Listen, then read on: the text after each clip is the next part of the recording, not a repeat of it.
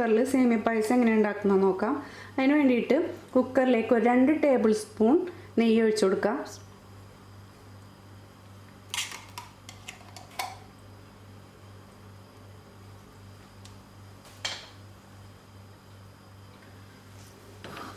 ഒരു 2 table spoon ഉണക്കമുന്തിരി ഇട്ട് കൊടുക്കുക. ഇതൊക്കെ നിങ്ങളുടെ ഇഷ്ടത്തിനനുസരിച്ചിട്ട് കൂട്ടിയും കുറച്ചിട്ട് കൊടുക്കാം കേട്ടോ. ഒരു 2 ടേബിൾ സ്പൂൺ അണ്ടിപ്പരിപ്പ് ഇട്ട് കൊടുക്കാം. ഒന്ന് വറുത്തെടുക്കാം.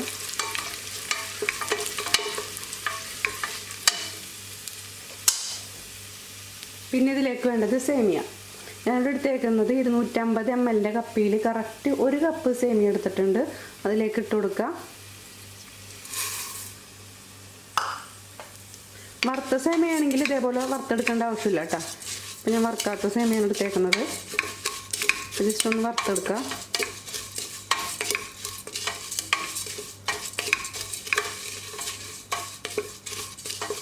അപ്പോൾ സേമിയ വറുത്തെടുത്തിട്ടുണ്ട്. ഇനി വേണ്ടത് പാലാണ്.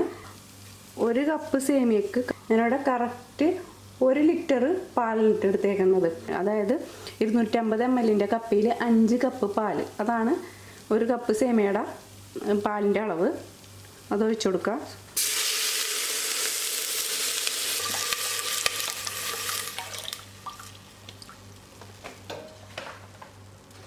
നിങ്ങൾക്ക് ഇത്രയും പാല് ചേർക്കാൻ താല്പര്യമില്ല എന്നുണ്ടെങ്കിൽ 3 കപ്പ് പാലും ബാക്കി 2 കപ്പ് വെള്ളം വേണമെന്നുണ്ടെങ്കിൽ വെള്ളം ചേർത്ത് കൊടുക്കുക.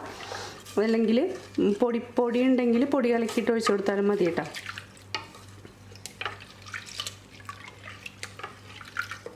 നന്നായിട്ട് ഇളക്കി കൊടുക്കുക. അടിയിലൊന്നും ഒട്ടും സേമിയം പിടിച്ചിരിക്കരുത്. അങ്ങനെയാണെങ്കിൽ അടി പിടിക്കാനുള്ള ചാൻസ് ഉണ്ടാവും. അപ്പോൾ നന്നായിട്ട് ഇളക്കി കൊടുക്കുക. ഇതിലേക്ക് വേണ്ടത് കണ്ടൻസ് മിൽക്ക്. ഞാനിവിടെ 3/4 കപ്പ് കണ്ടൻസ് മിൽക്ക് ഒഴിച്ചു കൊടുക്കുന്നുണ്ട്. കണ്ടൻസ്ഡ് മിൽക്കിന് പകരം നമുക്ക് വേണമെന്നുണ്ടെങ്കിൽ പഞ്ചസാര ചേർത്ത് കൊടുക്കുക. ഇതിലേക്ക് ഒഴിച്ചു കൊടുക്കുക.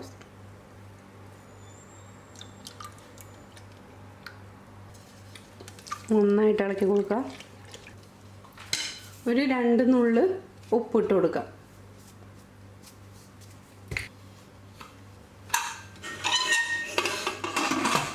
ഇനി കുക്കറിനെ മൂടി വെച്ച് കൊടുത്തിട്ട് ഹൈ ഫ്ലെയിമിൽ കറക്റ്റ് 1 വിസിൽ വരുത്താം.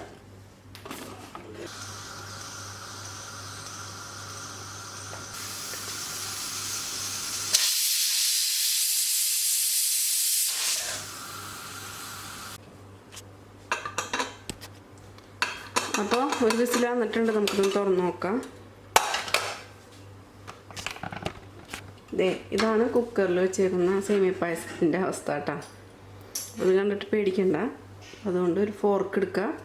വെച്ചിട്ട് നന്നായിട്ടൊന്ന് മിക്സ് ചെയ്ത് കൊടുക്കുക. ഫോർക്ക് വെച്ചിട്ട് മിക്സ് ചെയ്യണം കേട്ടോ.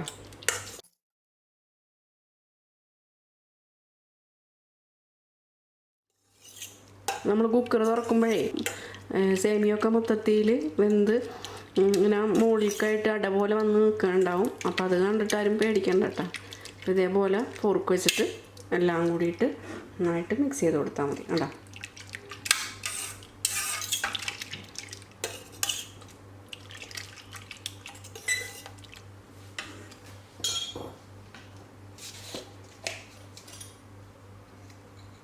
ഏറ്റവും അവസാനം ഇതിലേക്ക് ഒരു 1/4 ടീസ്പൂൺ ഏലക്കാപ്പൊടി ഇട്ട് കൊടുക്കുക. അപ്പോൾ നമ്മുടെ സേമിയ പായസം റെഡി ആയിട്ടുണ്ട്. ഇതിപ്പോൾ ഈസി ആയിട്ട് ഉണ്ടാക്കാവുന്നതാണ് കേട്ടോ സേമിയ പായസം കുക്കറിൽ. അപ്പോൾ നമ്മൾ സേമിയ പായസം ഉണ്ടാക്കുമ്പോൾ 2 കാര്യങ്ങളും ശ്രദ്ധിക്കേണ്ട. ഒന്ന് സേമിയ എടുക്കുമ്പോൾ അളവ് ശ്രദ്ധിക്കണം. അതുപോലെ തന്നെ ഇതെടുക്കുന്ന പാലിൻ്റെ അളവ് ശ്രദ്ധിക്കണം. പിന്നെ സേമിയ കൂടിപ്പോയിട്ടുണ്ടെങ്കിൽ പായസം മൊത്തത്തിൽ കട്ടകുത്തിയിരിക്കും. അതായത് സേമിയ എടുക്കുന്ന അളവ് കറക്റ്റായിരിക്കണം. അതുപോലെ തന്നെ ഇതിൻ്റെ പാലും കറക്റ്റായിരിക്കണം. എങ്കിൽ മാത്രമേ ഇത് ഇതേപോലെ നല്ല കറക്റ്റായിട്ടുള്ള പായസം ഉണ്ടാക്കിയെടുക്കാൻ പറ്റുള്ളൂ. അതല്ലാന്നുണ്ടെങ്കിൽ ഇപ്പോൾ നമ്മൾ എടുക്കുന്ന സേമിയ കൂടിപ്പോയിട്ടുണ്ടെങ്കിൽ മൊത്തത്തിൽ എല്ലാം കൂടി കട്ട കുത്തിയിട്ട് സേമിയ മാത്രം കട്ട കുത്തിയിരിക്കും. നമുക്ക് കുടിക്കാൻ പറ്റാത്തൊരവസ്ഥയിലിരിക്കുള്ളൂ. അതേപോലെ തന്നെയാണ് പാലും കൂടിപ്പോയിട്ടുണ്ടെങ്കിൽ ഇപ്പോൾ നമ്മൾ ഗ്ലാസ്സിലേക്ക് ഒഴിക്കുമ്പോൾ സേമിയ മൊത്തത്തിൽ അടിയിലേക്ക് നിൽക്കുകയും ചെയ്യും. പാല് മാത്രം മുകളിൽ നിന്നിട്ട് പാല് മാത്രം കിട്ടുള്ളൂ. ബാക്കി നമ്മൾ ടീസ്പൂൺ വെച്ചിട്ട് കോരി കുടിക്കേണ്ട അവസ്ഥ വരും. അപ്പോൾ എടുക്കുമ്പോൾ പാലിൻ്റെ അളവും സേമിയയുടെ അളവും കറക്റ്റായിരിക്കും. അപ്പോൾ എപ്പോഴും സേമിയ പായസത്തിന് എപ്പോഴും എടുക്കുമ്പോൾ ഒരു കപ്പിന് എപ്പോഴും കറക്റ്റ് 5 കപ്പ് പാലായിരിക്കണം കേട്ടോ അളവ്. അല്ലെങ്കിൽ 3 കപ്പ് പാലോ അല്ലെങ്കിൽ 2 കപ്പ് വെള്ളം എടുത്താലും മതി. 5 കപ്പായിരിക്കണം. 5 6 ആയാലും കുഴപ്പമൊന്നുമില്ല. ഇത് വേണമെന്നുണ്ടെങ്കിൽ ചൂടാറി കഴിയുമ്പോൾ കുറച്ചും കൂടി കട്ടിയാവും കേട്ടോ. അപ്പോൾ വേണമെന്നുണ്ടെങ്കിൽ കുറച്ചും കൂടി ചൂടുവെള്ളം ഒഴിച്ചു കൊടുക്കുക. പച്ചവെള്ളം ഒഴിക്കരുത്, ചൂടുവെള്ളം ഒഴിച്ചു കൊടുക്കുക കേട്ടോ. അപ്പോൾ എല്ലാവരും ട്രൈ ചെയ്ത് നോക്കാം, അഭിപ്രായങ്ങൾ അറിയിക്കുക. അപ്പോൾ അടുത്ത വീഡിയോ ആയിട്ട് വരുന്നവരെ ഓക്കെ, ബൈ, സീ യു.